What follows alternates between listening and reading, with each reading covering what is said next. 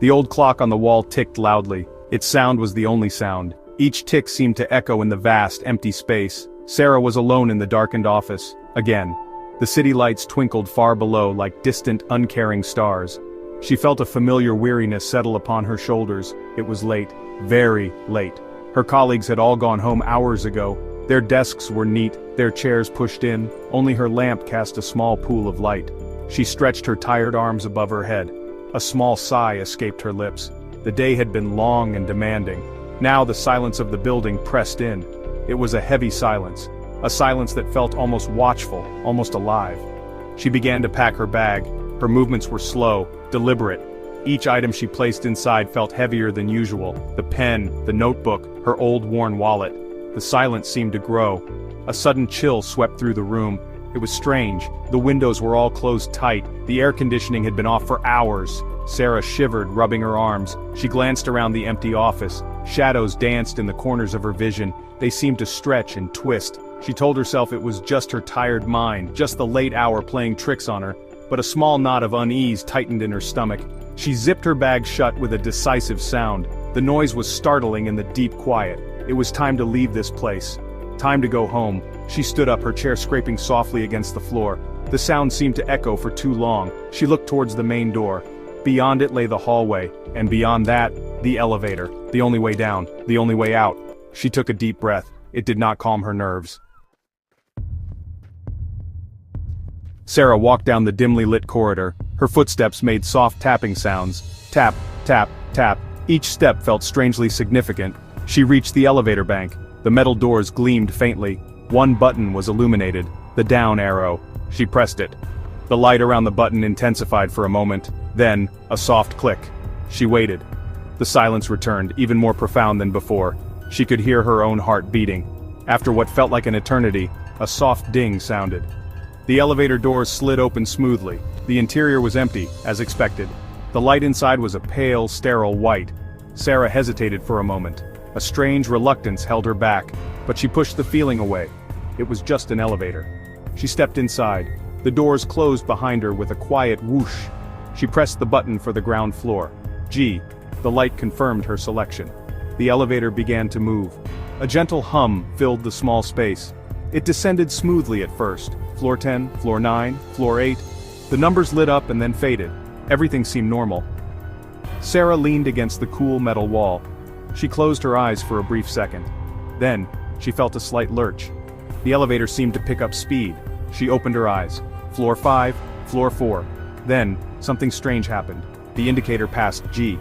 It did not stop. Instead, it showed B1. Then, B2. Panic began to flutter in Sarah's chest. These floors did not exist in this building. She frantically pressed the G button again. And again. Nothing happened. The elevator continued its descent. Down, down, into the unknown darkness. The hum grew louder, more menacing. The air grew colder. She was trapped, going somewhere she did not want to go. The elevator finally shuddered to a halt. The abrupt stop threw Sarah forward slightly.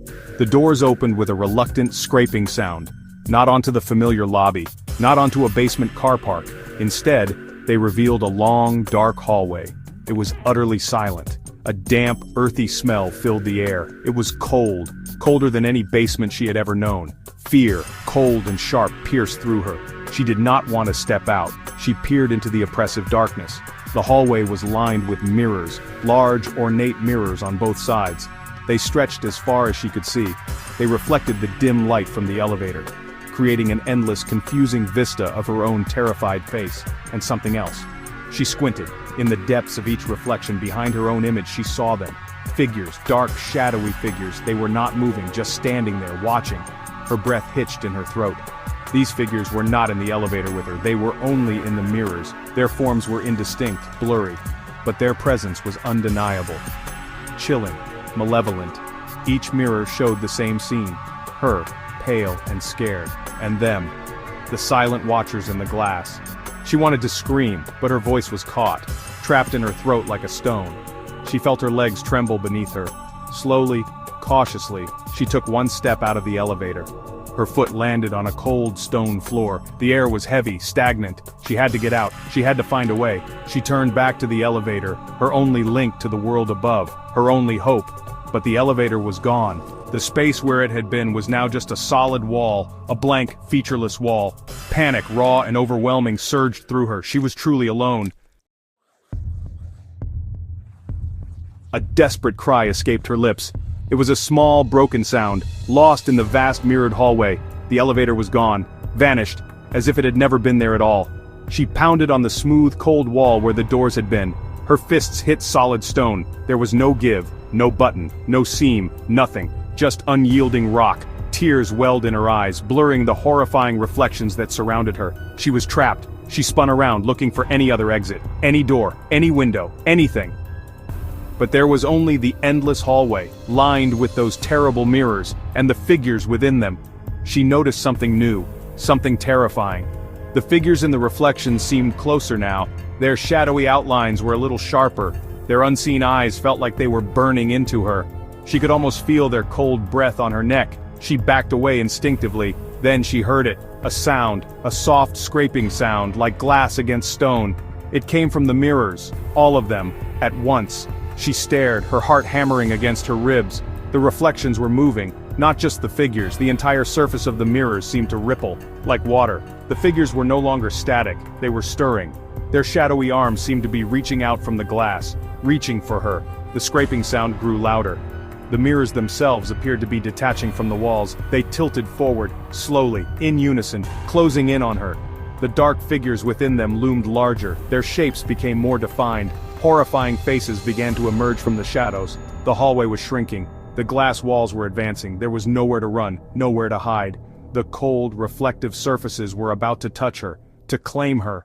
She screamed, a long, piercing scream. Then, silence.